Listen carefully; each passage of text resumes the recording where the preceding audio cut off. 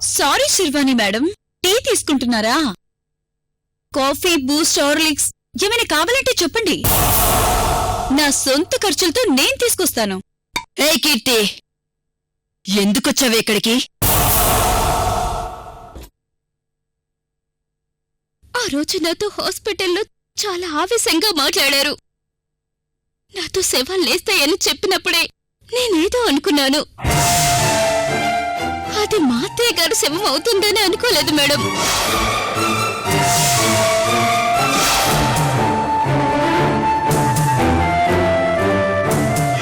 మీ మామని, నీ మొగ్గుని, ఆ కీర్తిని ఈడ్చుకొని వస్తాను. తేడా వస్తే శవాలైనా లేస్తాయి. మీరంటే ఇప్పటికీ నాకు గౌరవం ఉంది మేడం. మీరు చేసిన పనికి నేను సిగ్గుతో తలదించుకుంటున్నాను.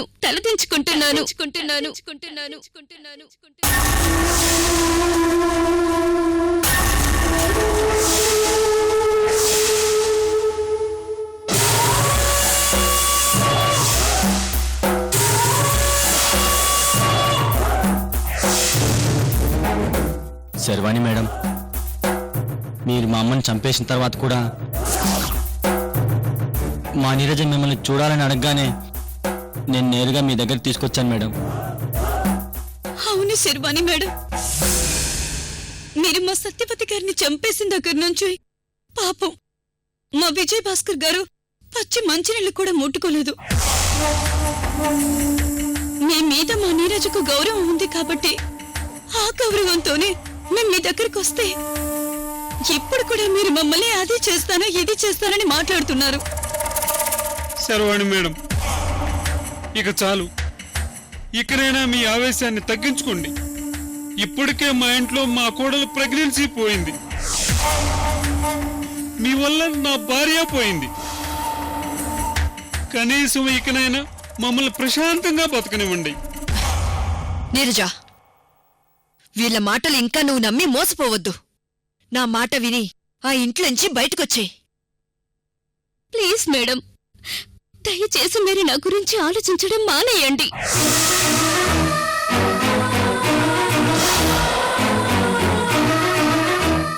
నా బ్రతుకు నన్ను బతకనివ్వండి.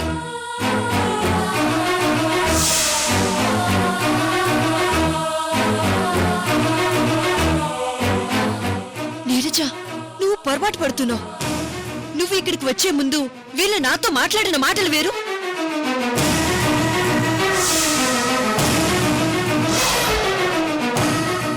ఇప్పుడు నీ ముందు మాట్లాడే మాటలు వేరు. ఎందుకు శిర్వాణి గారు మీరు మీ తప్పుని వెనకేసుకుని వస్తారు? ఆ రోజు మా నీరజ ఫోన్ చేయడం వల్లే కదా పోలీసులు మా విజయ్ భాస్కర్ గారి ఇంటికొచ్చారు. పోలీసులు చూస్తుండగానే నువ్వు మా సత్యవతి గారిని చంపి పడేసింది చాలక ఇంకా నిన్ను నువ్వు కాపాడుకోవడం కోసం మా మీద నిందలేస్తున్నారా మేడం? నీరజ, ఈ కీర్తి, విజయ్ భాస్కర్, రవీంద్ర నిన్ను నమ్మించి మోసం చేస్తున్నారు. అలా నమ్మించే సత్యవతి గారిని చంపేశారు. నా మాట విని వీళ్ళ మాటలు మాత్రం నమ్మద్దు. ఇక చాలు మేడం, మీరు ఆవేశంలో చేసిన తప్పుని కవర్ చేయాలని ట్రై చేయకండి. ఆ రోజు డాక్టర్ని కొట్టి వెళ్ళింది అబద్ధమా, లేక నాతో శవాలు లేస్తాయని చెప్పింది అబద్ధమా? మీరు చేసిందంతా చేసి ఇప్పుడు మా వాళ్ళపైన నెట్టడం మీలాంటి వాళ్లకు సూట్ అవ్వదు. దయచేసి ఇంకెప్పుడు మీరు నా జీవితంలోకి ఎంటర్ అవ్వకండి.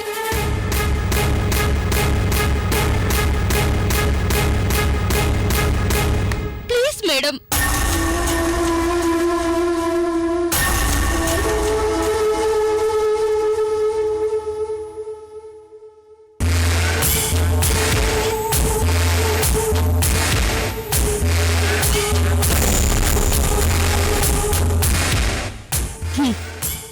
పిచ్చి శర్వాణి,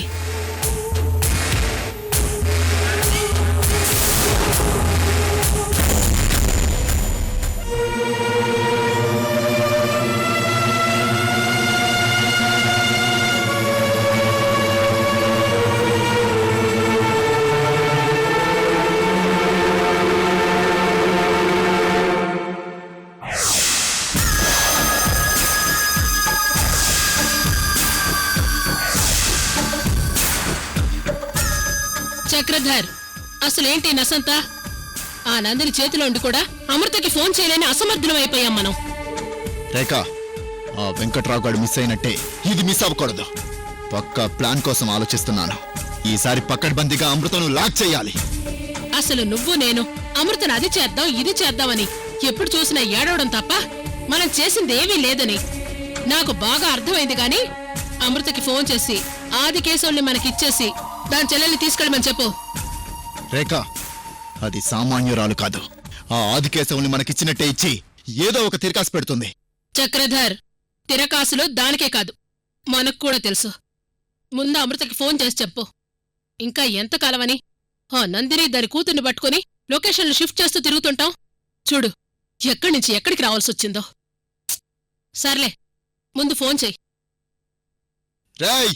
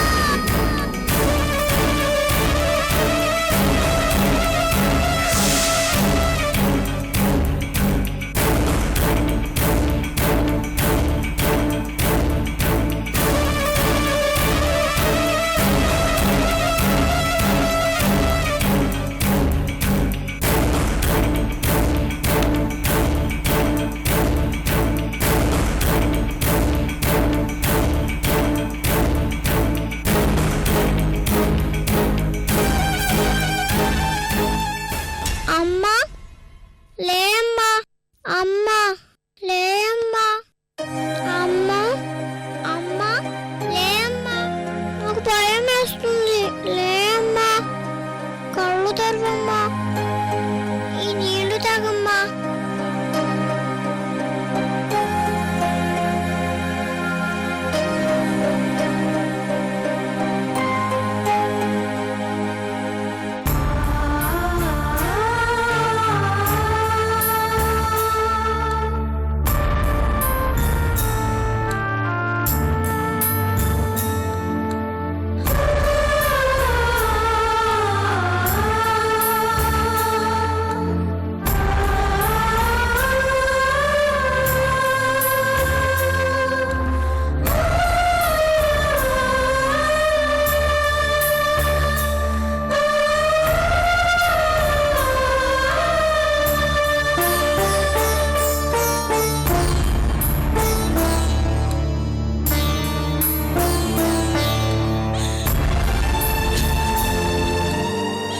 లక్ష్మి, ఈ నీళ్లు తాగమ్మా.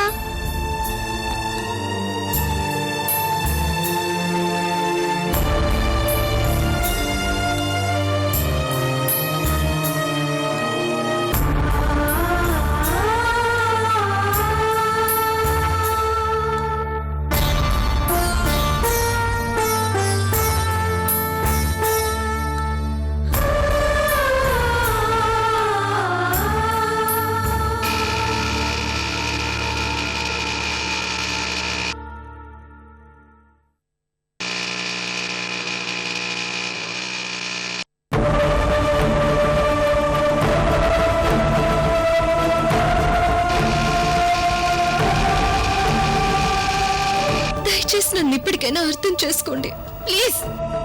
మేమిప్పుడు బాధలో ఉన్నాం. దయచేసి మమ్మల్ని ఇంకా బాధ పెట్టకు.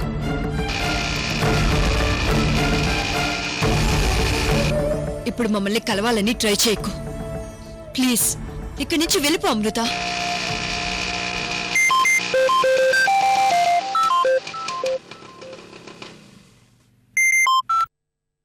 హలో అమృత,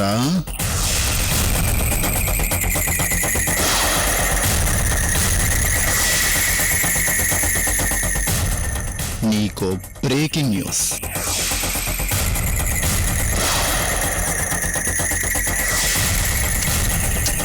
చక్రధర్, నా గురించి ఎక్కువగా ఆలోచించి టైం వేస్ట్ చేసుకుంటున్నావు. నువ్వు రోజుకొక ఫోన్ నంబర్ మార్చి పోలీసుల నుంచి ఎంత దూరం ఎస్కేప్ అవ్వలేవు. పోలీసులు ఏదో ఒక రోజు నిన్ను పట్టుకుంటారు. ఆహా, నేను న్యూస్ గురించి మాట్లాడుతుంటే నువ్వు న్యూసెన్స్ గురించి మాట్లాడతావేంటి? మీ నందిని ఇప్పుడు నా దగ్గరుంది. ఏరా, లేనిది ఉన్నదని చెప్తావు, ఉందేవో లేదని చెప్తావు. అసలు నువ్వేం విలన్విరా? అయినా నీకేం పని పాట లేనట్టు ప్రతిసారి నాకే ఫోన్ చేస్తావేంట్రా? అమృత, నువ్వు కాస్త సెటైర్ వేయడం ఆపేస్తే నీ నందిని దాని కూతురు నా దగ్గరున్నారు. కావాలంటే వాళ్ళతో మాట్లాడిస్తాను.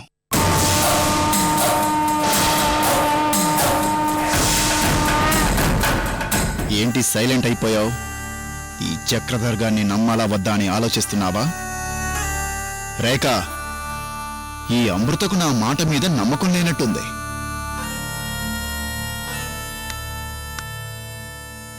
ఏ అమృత, ప్రతిసారి నీకు ఫోన్ చేసి నిన్ను ఎంటర్టైన్ చేయడానికి ఇక్కడెవడు ఫ్రీగా కూర్చోలేదు. మీ చెల్లెలతో మాట్లాడిస్తాను, లైన్లో ఉండు.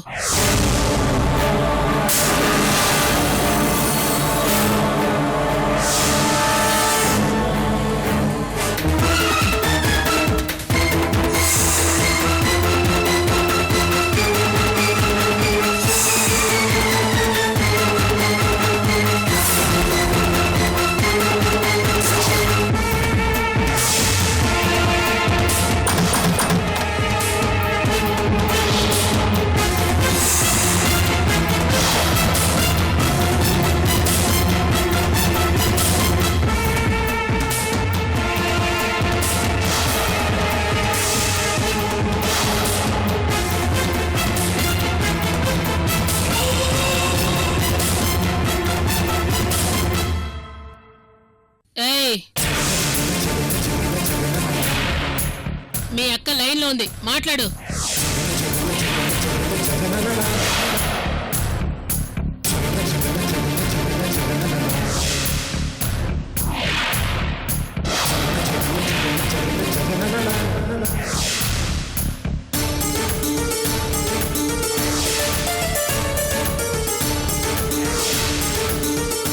ఎహె, నువ్వు మా దగ్గరున్నావని చెప్తే మీ అక్క నమ్మట్లేదో?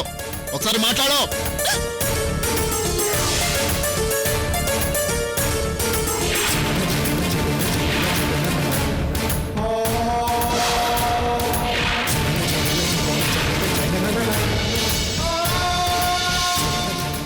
అక్క,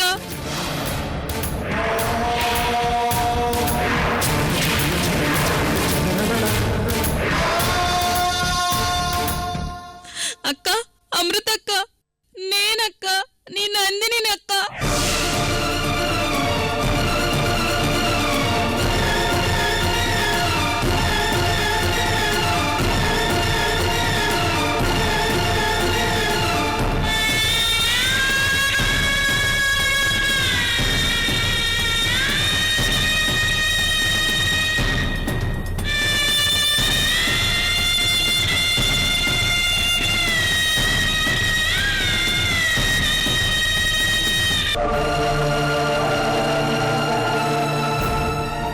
నందిని, నందిని, అమృతక్క, వీళ్ళు నన్ను కొడుతున్నారక్క.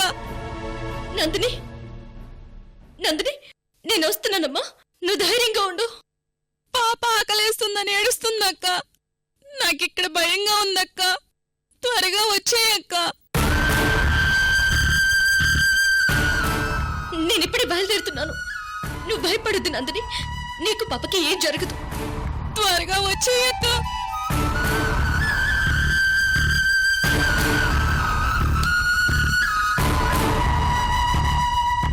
ఏంటమృత,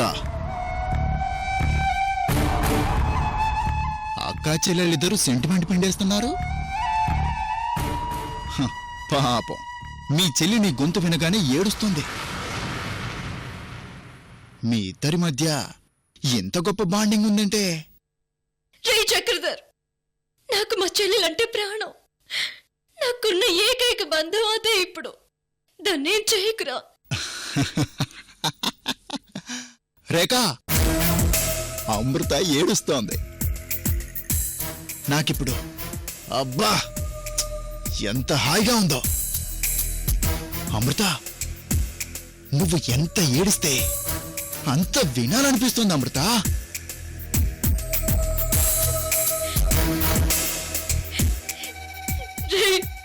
నీకేం కావాలరా? నీకేం కావాలన్నా ఇస్తాను. నా చెల్లిని మాత్రం వదిలే, నాకిచ్చాయి. అదే అదే ఇప్పుడు నువ్వు పాయింట్కొచ్చావు. చెప్పు, ఏది అడగనా? ఇస్తావా? నీ చెల్లెల్ని దాని కూతుర్ని నీకు అప్పగిస్తాను. ఇస్తాను, ఏదైనా ఇస్తాను. నా చెల్లిని మాత్రం ఏం చేయకు. అయితే నీకు ప్రతిసారి చెప్తున్నాను కదా, ఆదికేశవుని తీసుకురమ్మని. వాణ్ణి నాకిచ్చి దీన్ని తీసుకెళ్ళో తీసుకెళ్ళో తీసుకెళ్ళో తీసుకెళ్ళో తీసుకెళ్ళో 24 అవర్స్ టైం ఇస్తున్నాను. ఆదికేశవులు ప్రాణమిచ్చి నీ చెల్లెల్ని దాని కూతుర్ని ప్రాణాలతో తీసుకెళ్ళో, ప్రాణాలతో తీసుకెళ్ళో తీసుకెళ్ళో తీసుకెళ్ళో తీసుకెళ్ళో తీసుకెళ్ళో తీసుకెళ్ళో తీసుకెళ్ళో. ఎప్పుడు ఎక్కడికి రావాలో ఫోన్ చేసి చెప్తాను. చూడు, పోలీసులు గీలీసులు అంటూ పిచ్చి పిచ్చి వేషాలు వేస్తే ఇక్కడ నీ చెల్లిని దాని కూతుర్ని చంపి పారేస్తాను అమృత. ఆదికేశవుల్ని మాత్రమే తీసుకొని బయలుదేరు.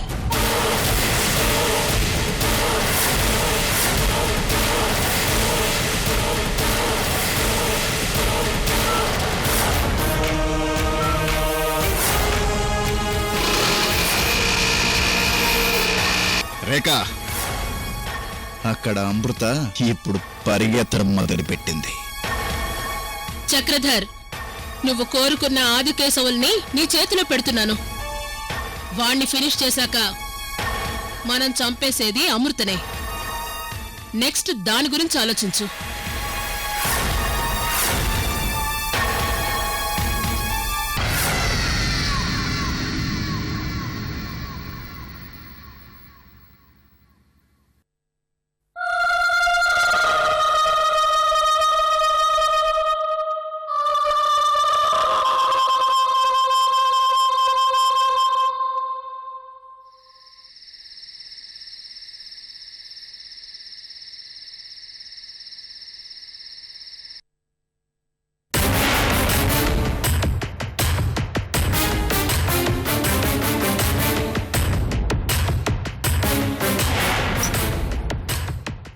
కీర్తి, నువ్వు సామాన్యురాలు కాదు, గ్రేట్ కీర్తి.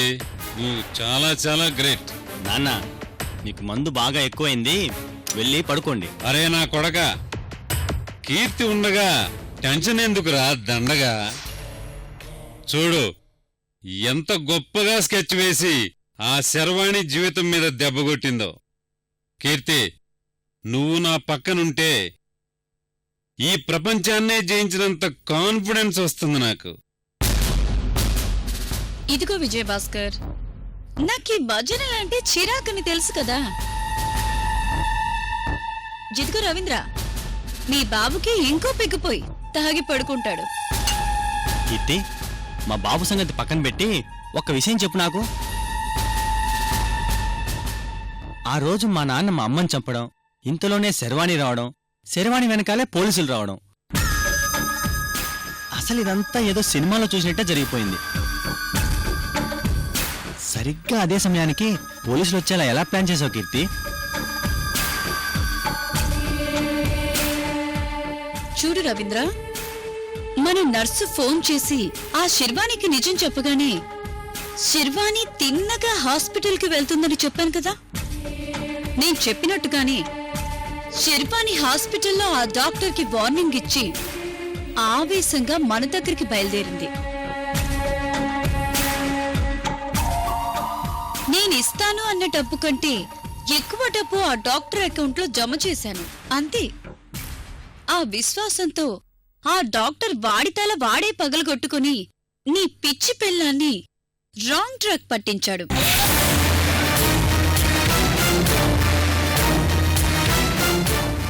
నేననుకున్నట్టే ఆవేశంగా శర్వాణి బయలుదేరింది.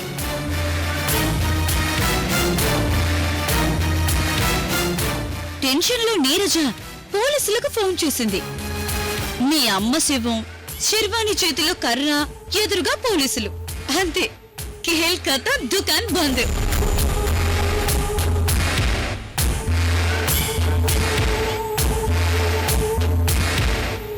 కీర్తి, నేను చెప్పానా నువ్వు పెద్ద ఖతర్నాకు అని?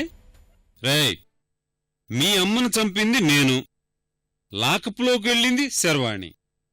మీ అమ్మ చేసిన ప్రాణత్యాగం వల్ల శర్వాణిని జీవితంలో కోలుకోలేని దెబ్బ కొట్టావురా.